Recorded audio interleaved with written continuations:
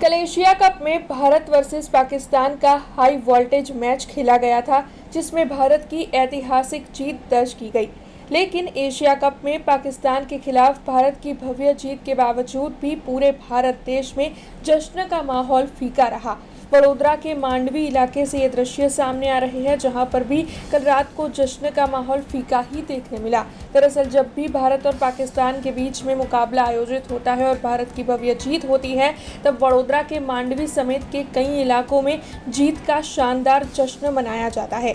लेकिन क्योंकि पहलगाम आतंकी हमले को लेकर इस बार जो भारत और पाकिस्तान के बीच में मुकाबला खेला गया है, उससे भारत की जनता नाखुश थी, वडोदरा की जनता भी नाखुश थी। इसीलिए कल वडोदरा के मांडवी समेत के कई इलाकों में जश्न का माहौल फीका रहा। ખરેખર જોવા જઈએ તો જે પહેલગામમાં આતંકવાદી હુમલો થયો અને એમાં નિર્દોષ ભારતીયોને મારવામાં આવ્યા, એ પછી જે ભારત સરકારે સિંદૂર ઓપરેશન કર્યું અને એમાં સફળતાપૂર્વક આતંકવાદીઓના ઠિકાણાને ધ્વસ્ત કરીને જે વિજય પ્રાપ્ત કર્યો કે જેમાં આપણે પાકિસ્તાનને કોઈ નુકસાન પહોંચાડ્યું નથી, ફક્ત ને ફક્ત આતંકવાદીઓના ઠિકાણાને ધ્વસ્ત કર્યા છે। એ પછી ભારત સરકારે કહીએ તો સિંધુ જલ યોજના બંધ કરી, પાકિસ્તાનને પાણી આપવાનું બંધ કર્યું। આ બધા પાછળનો મુખ્ય ભારત સરકારનો હેતુ શું છે કે પાકિસ્તાનની અંદર જે આતંકવાદીઓનો ડેવલપમેન્ટ થાય છે, સંગઠનો ચાલે છે, એ સંગઠનો ઉપર પાકિસ્તાન સરકાર પગલાં લે, પરંતુ પાકિસ્તાન સરકાર કોઈ પગલાં ભરતી નથી, એટલે એ રીતે એમનું પાણી બંધ કર્યું।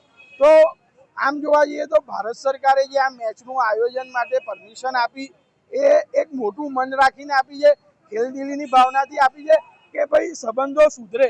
પણ મારું કહેવું એવું છે કે ભારત સરકારે આવી ઘણી બધી વાર ભૂલો કરી છે, તો હવે ફરી આ ભૂલ ક્યાં શું માટે કરી? ભારત સરકારે પાણી આપવાનું બંધ કર્યું, એવી રીતે ખેલકૂદના સંબંધો પણ બંધ કરવા જોઈએ, સાંસ્કૃતિક કાર્યક્રમોના સંબંધો બંધ કરવા જોઈએ અને ધંધાકીય સંબંધો પણ બંધ કરવા જોઈએ। તો આજે જે રીતે એશિયા કપની અંદર ભારતે પાકિસ્તાન સામે ભવ્ય વિજય મેળવ્યો છે અને આ વિજય મેળવ્યા પછી જે ખુશી વ્યક્ત થવી જોઈએ ને જે ખુશી દર વખતે વડોદરાના માંડવી વિસ્તારમાં લોકો દ્વારા વ્યક્ત કરવામાં આવે છે, એ આ વખતે કરવામાં નથી આવી। જોવા જઈએ તો કોઈ પણ યંગસ્ટર બહાર નથી આવ્યા, કોઈ સંસ્થાઓ બહાર નથી આવી આ વિજય ઉત્સવને મનાવવા।